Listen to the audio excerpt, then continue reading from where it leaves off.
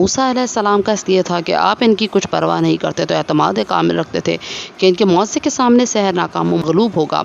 अपना सामान जिसमें बड़े बड़े रस्से और शहतीर थे, तो वो अजदहे नज़र आने लगे और मैदान इससे भरा मालूम होने लगा। जब हज़रत मूसा अलैहिस्सलाम ने अपना असर डाला तो वो एक अजीम शान अजदहा बन गया।